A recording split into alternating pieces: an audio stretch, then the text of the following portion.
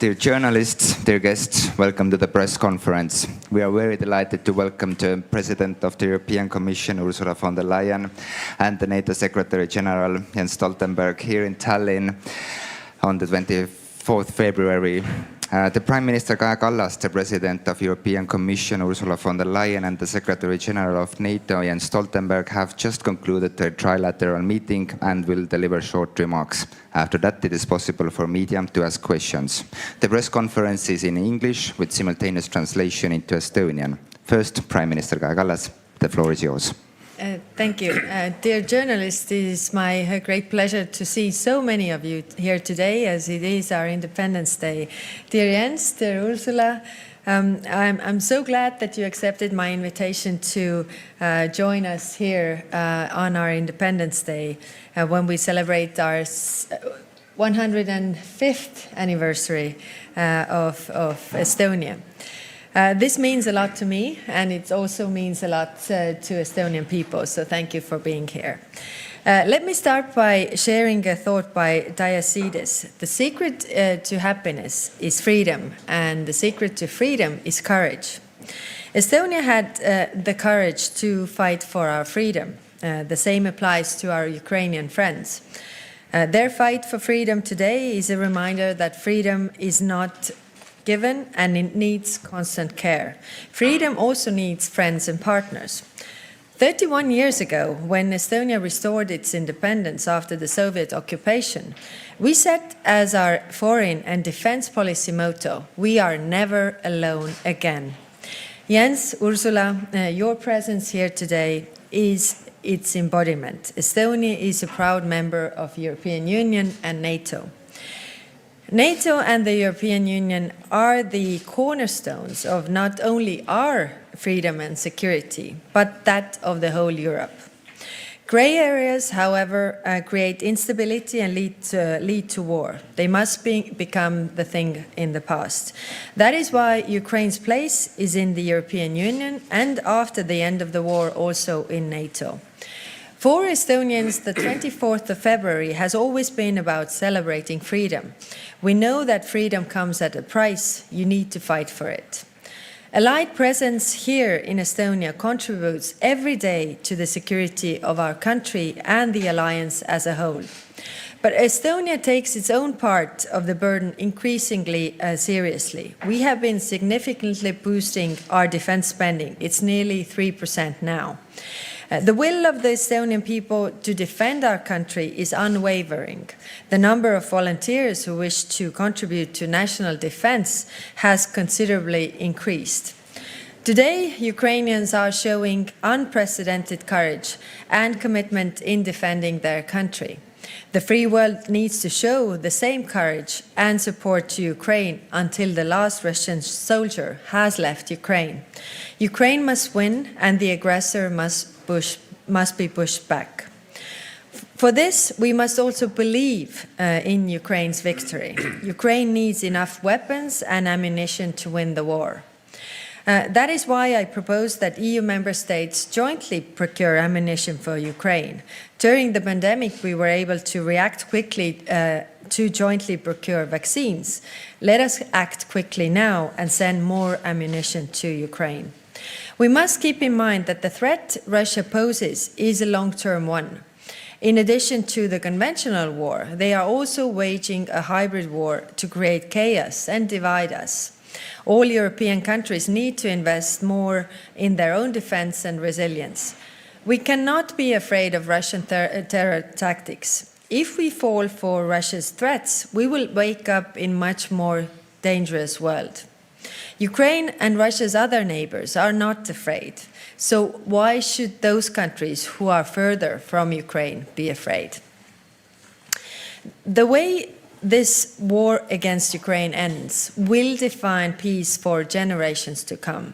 For any peace to last, there needs to be accountability. Russian crimes against Ukraine and its people must not go unpunished, and no Russian leader can be immune from responsibility.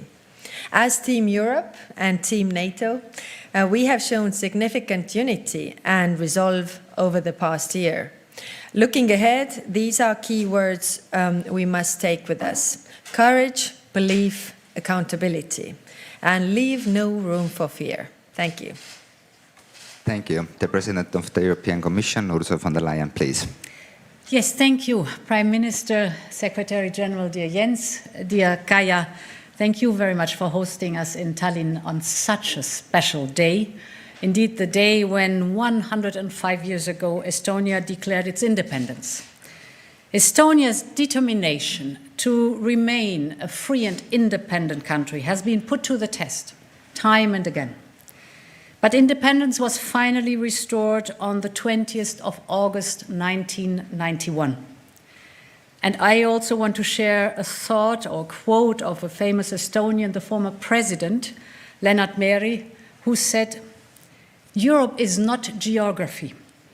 Europe is a unity of principles and an allegiance to principles. Principles shape geography. Geography does not shape principles." End of quote. And this is a truth that Putin has never understood. 1 year on, from the start of his brutal war, Putin has failed to achieve a single one of his strategic goals. Instead of dividing the European Union, he finds us united and determined to stand by Ukraine for as long as it takes. Instead of dominating the global energy market, he has seen his main source of revenue slashed. Instead of wiping Ukraine from the map, he is confronted with a nation more vigorous than ever. Ukraine has become a testament to the bravery of a nation which will never relent in its quest for freedom. We have seen that in every single day of the 365 days since the beginning of this atrocious war. And just as Estonia stands proudly as a free and independent state, Ukraine will prevail. Ukraine will prevail because Ukrainians will neither flinch nor step back. And Ukraine will prevail because Europe and its partners and allies will stand firm. But 1 year on, the fight rages on, and Putin has upped the stakes. He is sending hundreds of thousands of young Russians as cannon fodder in the trenches in Ukraine. What we saw and heard earlier this week from Moscow tells us that as the losses mount on the battlefield, so does the desperation, the delusion, and the disinformation. And that shows the strain Putin's regime is under. But it also comes with real and renewed danger for Ukraine, so now is the time to double down. We must keep giving Ukraine the means to defend itself until the Russians end this war and leave Ukraine. And this is why we stand firmly by Ukraine, as determined as ever, to support Ukraine financially, economically, and militarily, to increase our own defense capabilities, and to increase the pressure on Russia and hold it accountable. Russia is increasingly isolated. I think very telling was the vote yesterday in the United Nations, 141 countries that voted in favor of the resolution condemning Russia. Russia is falling backwards towards an autarkic economy, cut away from the world. Our sanctions are eroding sharply its economic base, slashing any prospect to modernize it. We will continue to put pressure on Russia and on those supporting it on the battlefield. We will continue going after Putin's cronies, and we will go after those helping Russia to circumvent sanctions or replenish its war arsenal. At the same time, we work to ensure Ukraine's economic and military resilience. First, with continued financial support, 67 billion euros we mobilized so far. Second, with increased military support. We aim to train 30,000 Ukrainian soldiers in the European Union. Our member states are delivering military equipment, and we will turn to joint procurement to deliver urgent military supplies for Ukraine, such as 155mm ammunition.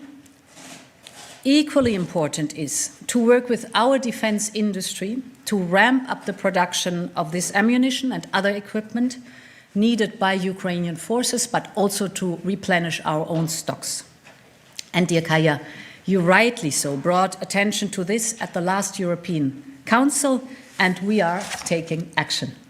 Finally, this is not just about winning on the battlefield. Ukrainians are fighting for their right to choose their own future. And they have already chosen. They have chosen the European Union. They have chosen the unity of principles, as President Leonard Meri said. The Ukrainian soldiers fighting in the trenches of Bakhmut are defending this unity of principles. And in these dark times, the hearts of Ukrainian people are warmed by the confidence that Ukraine will join the European Union one day. This is how principles shape geography. Dear Kaya, today I am proud to stand here together with you and you, Jens, in Tallinn, celebrating Estonia's freedom and independence. And I'm proud that we stand here together in support of the Ukrainian people and their fight for freedom and independence. I am certain that, like the people of Estonia, Ukraine too will prevail. Thank you. Thank you. NATO Secretary General Jens Stoltenberg, please.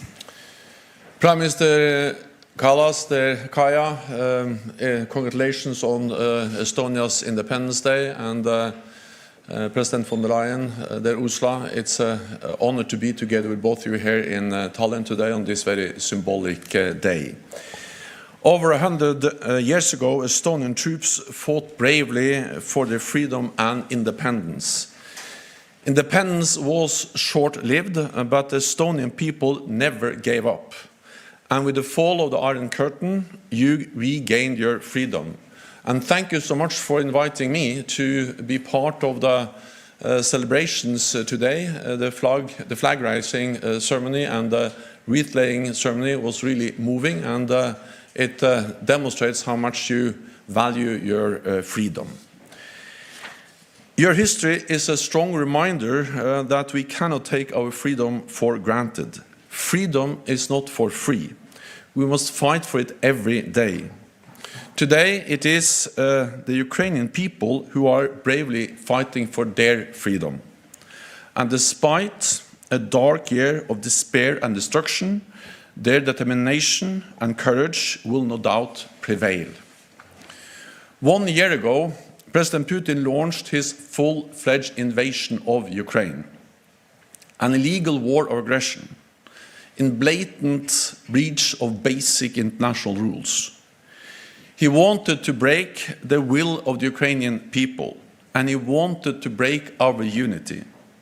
President Putin failed. Ukraine stands, and NATO and the EU stand with Ukraine. Yet Putin has not given up his goals. He wants a different Europe where Russia can dictate what neighbors do. He is not preparing for peace. He is preparing for more war. So we must give Ukraine what they need to prevail. Some worry our support to Ukraine risks triggering escalation. But there are no risk-free options. And the biggest risk of all is if President Putin wins. Because the message to him and other authoritarian leaders would be that they can use force to get what they want. That will make the world more dangerous and us more vulnerable. So supporting Ukraine is not just morally the right thing to do, it is also in our own security interest. That is why NATO allies are providing unprecedented support to Ukraine, working hand in hand with the European Union. Again, Estonia is leading by example, providing more military aid as a share of GDP than any other country. NATO presence protects the space for allies to provide this support. Since 2014, we have significantly reinforced our presence and readiness, from the Black to the Baltic Sea, including here in Estonia. NATO's multinational battle group in Tapa, led by the United Kingdom, deters aggression. Fighters from France and Germany help protect your skies. And NASAMS from Spain will augment your air defenses. All this sends a clear message to Moscow. NATO will protect and defend Estonia and every inch of Allied territory. Our Article 5 commitment is ironclad. All for one and one for all. And at our Vilnius summit in July, we'll take further steps to strengthen our collective defense. We also see progress as regards the historic accession of Finland and Sweden into our alliance, two close neighbors of Estonia. 28 out of 30 allies have already ratified the accession protocols. I had good discussions with President Erdogan in Ankara last week. We agreed to restart the talks and to convene a trilateral meeting between Finland, Sweden and Turkey at NATO headquarters in mid-March under my auspices, to discuss the implementation of the agreement made last June and how to complete the accession process. And it is good that the Hungarian Parliament will start ratification process next week. Our aim is for both Finland and Sweden to join as soon as possible. This will strengthen their security, it will strengthen Europe's security, and it will strengthen NATO. So there, Kaja, there, Ursula, thank you once again for our excellent discussions, and not least for your strong commitment to the transatlantic bond for North America and Europe standing together to protect our freedom. Thank you. Thank you. Now it's possible for media to ask questions. Please do state your name, media outlet you're representing, and to whom the question is addressed to. Please use microphone, which with my colleague will assist, and we have first ready there. Please. Yes. Thank you, Tarmo Maiberg, for public broadcasting. Questions to all of you, actually. About China's position paper about Ukraine, and it has 12 points. I would like to know, do you find it credible, especially as the China abstained United Nations vote yesterday about Ukraine? And also, before the war started, US shared intelligent info about Russia's troops and preparation. So, has United States shared any info about its claim made by Mr. Blinken that China is considering giving weapons to Russia? Thank you. Yeah, so indeed, the Chinese paper, I think you have to see the principles they shared. It's not a peace plan, but principles that they shared. You have to see them against a specific backdrop. And that is the backdrop that China has taken side by signing, for example, an unlimited friendship right before the invasion, Russia's invasion in Ukraine started. So we will look at the principles, of course, but we will look at them against the backdrop that China has taken sides. On the question of supplies of military support from China to Russia, we have not seen any actual delivery of lethal aid. But what we have seen are signs and indications that China may be planning and considering to supply military aid to Russia. And China should not do that. because that will be to support an illegal war of aggression, breaching international law and violating the UN Charter. And China is a member of the UN Security Council, and they have a particular responsibility to protect the UN Charter, and this is a war aggression violating exactly that charter. Then on the proposals and the points presented by China. So first of all, China doesn't have much credibility because they have not been able to condemn the illegal invasion of Ukraine. And they also signed, just days before the invasion, an agreement between President Xi and President Putin on limitless partnership with Russia. So I think what we see now in Ukraine is that President Putin is not preparing for war. He is preparing for the exact opposite, for more war, for more new offensives. And therefore, most likely, this war at some stage will end at the negotiating table. But if we want a peaceful solution, we need to also realize that what happens around that negotiating table is totally dependent on the strength and the situation on the battlefield. So meaning that if we want a peaceful negotiated solution where Ukraine prevails as a sovereign independent nation, then we need to support Ukraine militarily now. Because that's the only way to create the conditions where President Putin realizes that he will not win on the battlefield. He has to sit down and accept Ukraine as an independent sovereign nation in Europe. So military support today is the way to achieve a peaceful agreement tomorrow.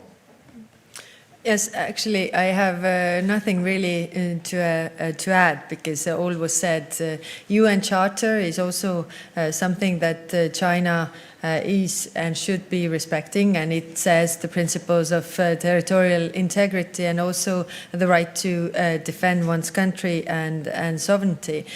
So if they are providing military aid to aggressor, then they go against this UN Charter. And that is dangerous to the peace of the world in general. Thank you.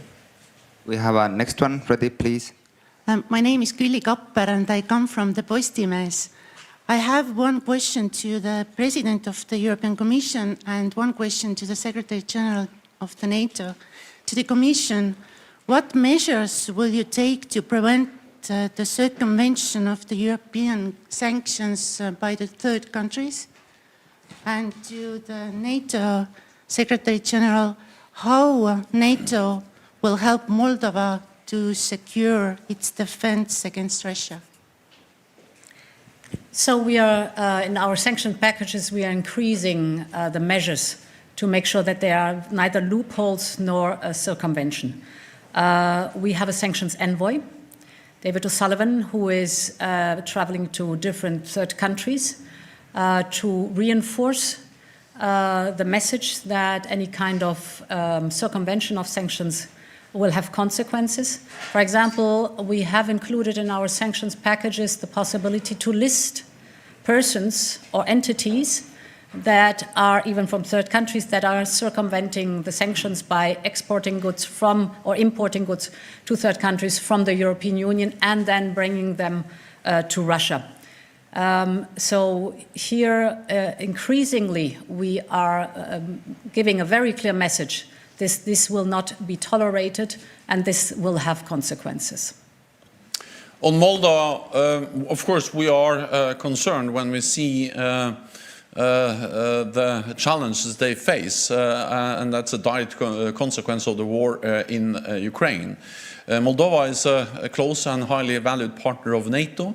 We have been working with them for many years. We have agreed now to step up our partnership and also to help to build defense capacity.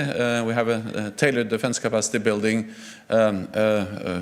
agreement in place to help to strengthen their different institutions and to help them to strengthen their resilience.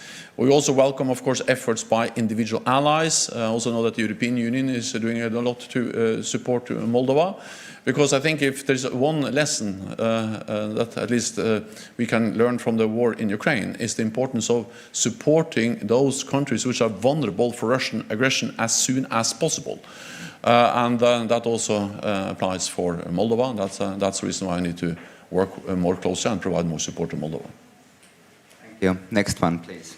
Hello, Herman Gelomes from Delphi. As you all know, any positive signal from these two large multinational powers can serve as a boost for morale for troops on the front lines and an entire nation in suffering. So my question to President von der Leyen would be, Ukraine would like to begin accession talks to the EU within this year. Can you tell Ukrainians what their government can do to make that dream happen? And Secretary General Stoltenberg, President Zelensky is coming to the Vilnius summit, and Ukraine would like to see a clear pathway to membership there. So what can the Ukrainians do to make that dream happen? And I'd like the Prime Minister's thoughts on that as well. Thank you. Yes, the accession process is a merits-based process. So it's not a rigid time-wise, but it depends on the candidate country. And it is amazing to see the determination of Ukraine to go through this thorough process, but at utmost speed. And already their step forward to apply for becoming a candidate country, they had to do a lot. And it was impressive to see how they were delivering while fighting a war. It also shows the functioning of the administration and the highly digitized state of the administration, which is impressive. Therefore, it is, of course, in the hands of Ukraine how they perform, how they reform, how they improve the status of their country, with strong support from the European Commission, because this is our task, to advise and to support and to help as much as possible on that. So I can only say it is impressive to see the strong will of Ukraine to join the European Union, the willingness to reform thoroughly their country, and all this while fighting an aggressor. This is outstanding. It's in their hands. We will have, as a process, an oral presentation of the progress in spring to the member states, but more important is the report in fall that summarizes for all candidate countries in the accession process their progress during the year. And I am confident that Ukraine will excel in this report in the fall that then will be presented to the member states. I invited President Zelensky to attend the NATO summit in Vilnius in July. I really hope that he can be there in person, but of course it depends on the situation, because he is in the midst of a full-fledged war, invasion of his country. NATO's position on membership for Ukraine remains unchanged. We have stated several times that Ukraine will become a member of the alliance. At the same time, we all realize that the first step to ensure that that will happen is to ensure that Ukraine prevails as a sovereign, independent nation. Without a sovereign, democratic, free Ukraine, membership will not be an issue at all. So all our focus, all our efforts is now on ensure that Ukraine prevails, that Putin doesn't win, because then there will be no issue of membership for Ukraine.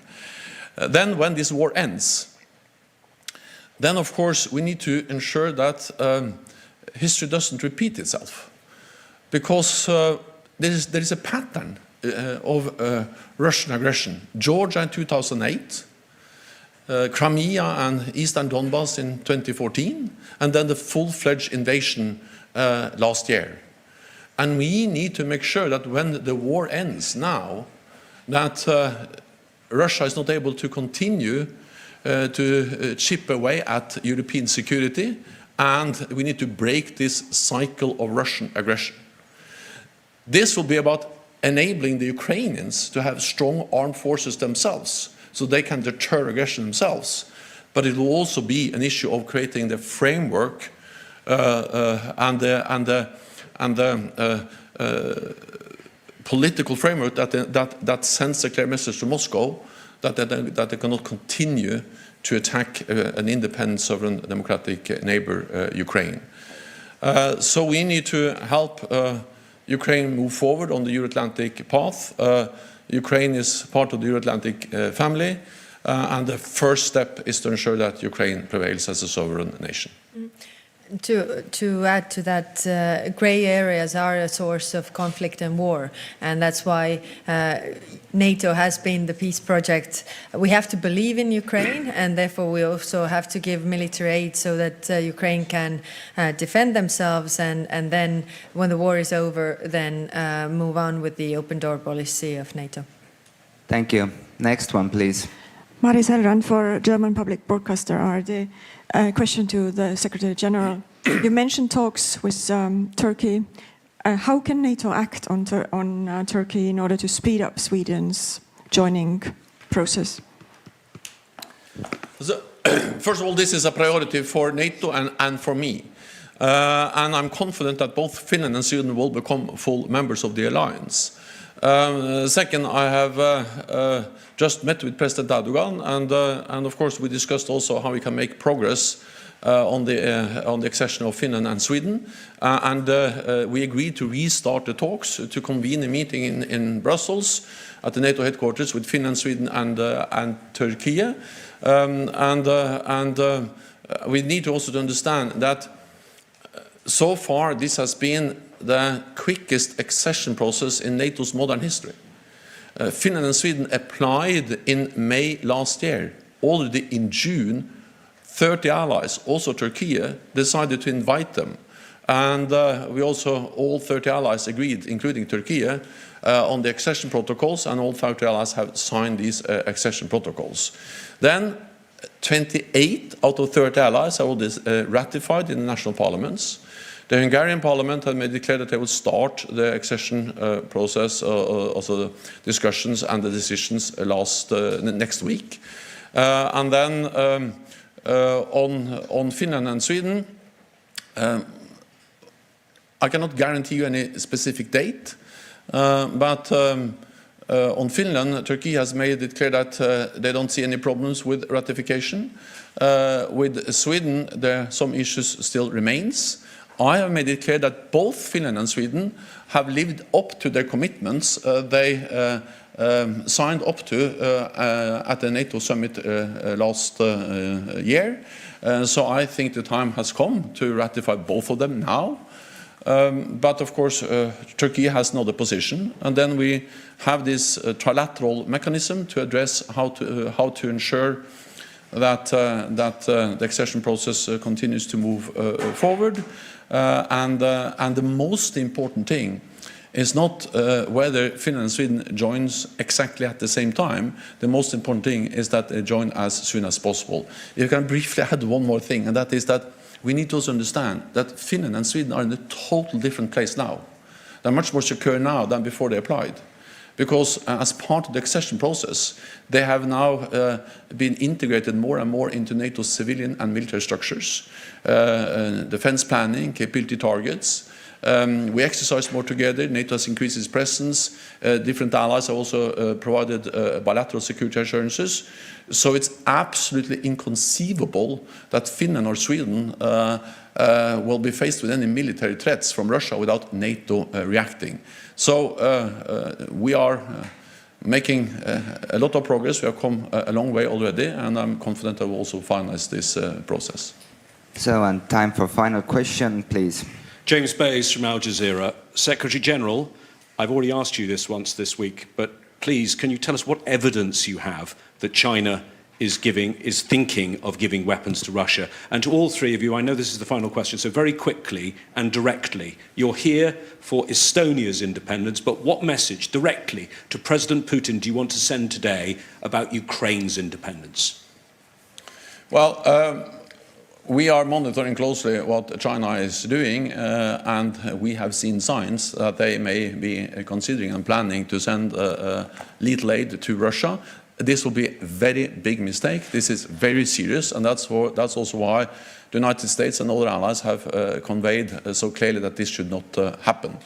Then briefly on the message to Moscow. The message to Moscow is that President Putin started this war. President Putin can end this war today by withdrawing his forces. If he doesn't do that, we will stand by Ukraine for as long as it takes. And allies have provided unprecedented level of military support to Ukraine.